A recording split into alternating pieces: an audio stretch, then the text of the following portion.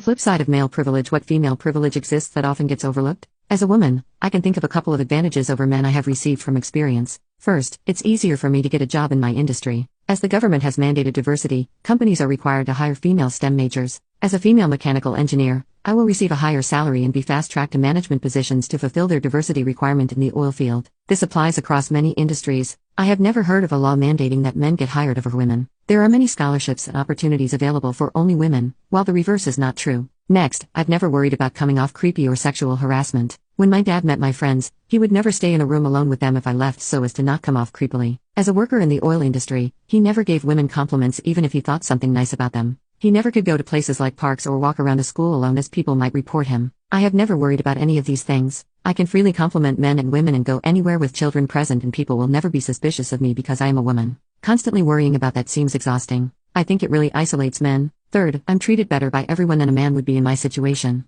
Police officers treat me nicer and let me off with tickets. Professors were usually willing to bump my grades up in engineering school when they were unwilling to bump up my male counterparts. If a man and I sat somewhere like a cafe without buying anything, they tended to get kicked out while I did not.